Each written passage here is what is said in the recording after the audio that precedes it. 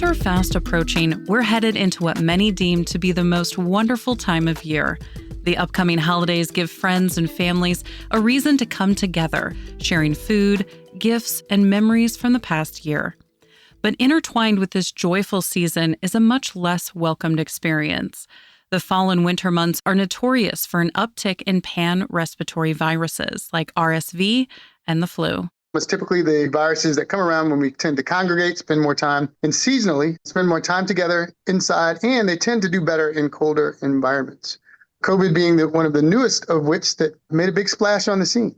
That's Dr. Eric Griggs, Associate Vice President of Community Health Affairs at Access Health, Louisiana. Pan-respiratory viruses spread through particles that an infected person expels when coughing, sneezing, or simply breathing. While anyone can catch it, older adults, infants, and people with chronic conditions are most at risk to have a severe case. Griggs says it all comes down to many people in these groups having compromised immune systems. Immune compromise means your body can't function fully to protect yourself.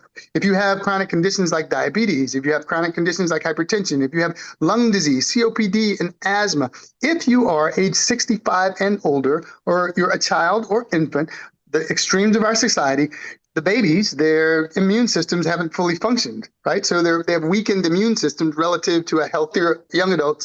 And as we age past 65, our body's ability to defend itself begins to be less and less effective.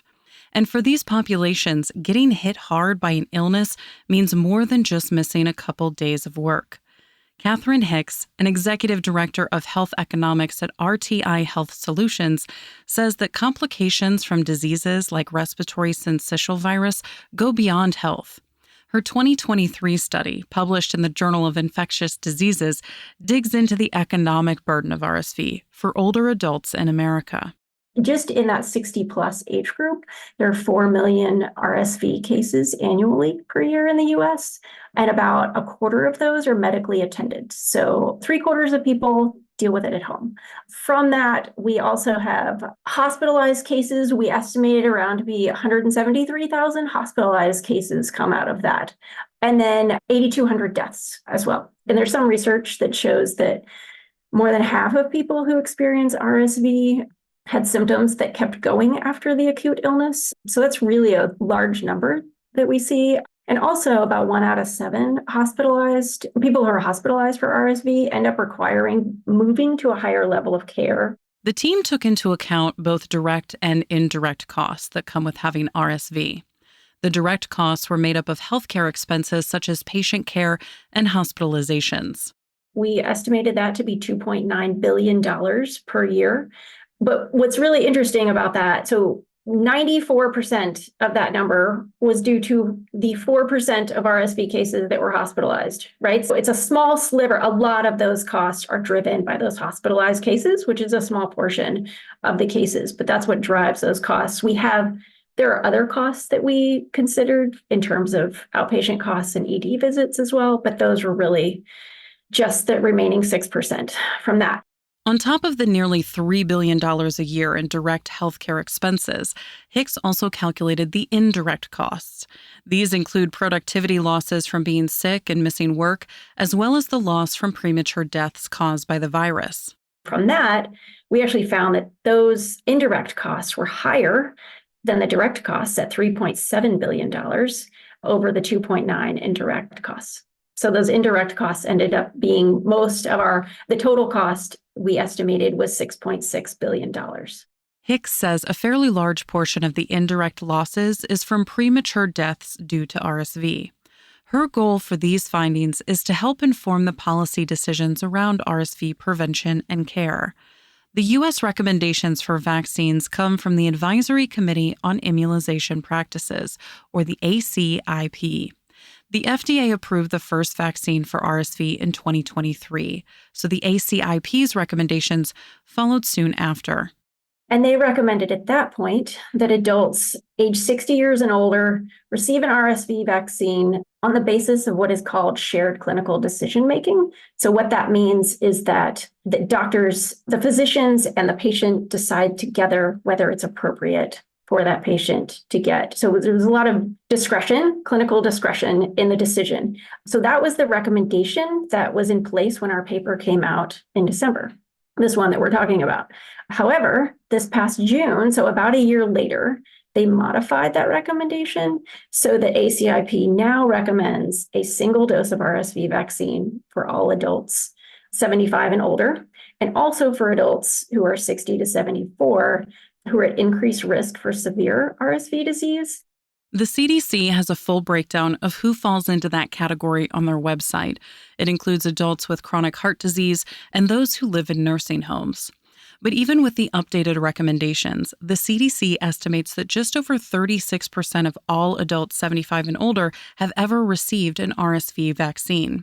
Griggs says a big reason for vaccine hesitancy is the amount of distrust Americans have in public health organizations, which partly stems from the mixed messages put out during the pandemic.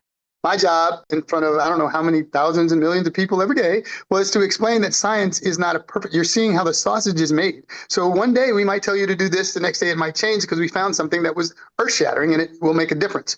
And though there was a lot of discussion about the best practices to protect Americans from the virus, vaccines themselves were not a new concept. In the world of public health, vaccines have been some of the most transformative that we've found in the world, and most of them serendipitously. They've been around for a long time. We know that they work. People don't even realize they're protected because they first exposed to vaccines when they are newborns. I'm going through that now. A lot of times what happens is we tend to doubt those things that we don't see. Because vaccinations have been so successful, like with smallpox, people tend to forget that it even exists.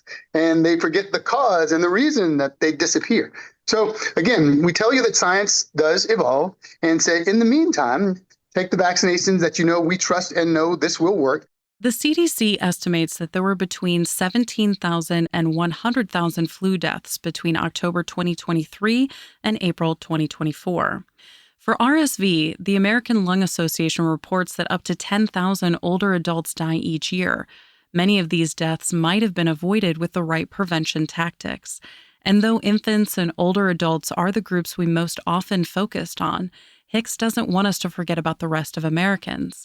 Part of her research also looked at the age groups in between, such as 18 to 49 and 50 to 59. While the economic burden on these populations was less, it's not something to completely ignore. So we were looking at only hospitalizations in those groups, the 50 to 59, 18 to 49 with risk factors. So 50 to 59, there was $1.1 billion in societal costs, direct and indirect, for those 50 to 59-year-olds. So those are people that are outside of the recommendations. And people with risk factors, 18 to 49.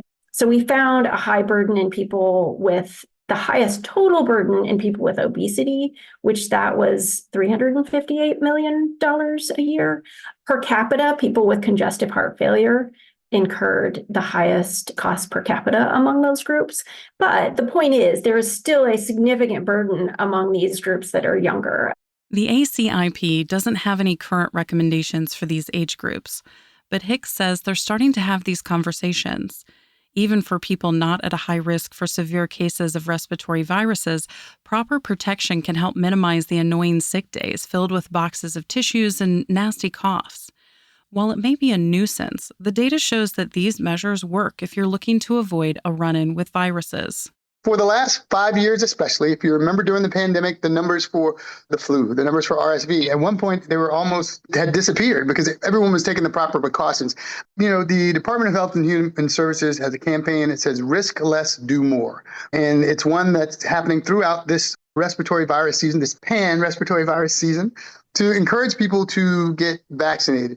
People are starting to realize the importance of vaccinations, that these are viruses and they're usually self-limited, which means that they will run their course over time, typically 1 to 2 weeks, and you'll tend to feel better. But vaccines can make you feel less sick. You can find more information about Dr. Eric Griggs, Catherine Hicks, and all of our guests on our website, radiohealthjournal.org. For more behind the scenes, follow Radio Health Journal on Facebook, Instagram, and X. Our writer-producer is Kristen Farah. Our executive producer is Amira Zaveri. I'm Elizabeth Westfield.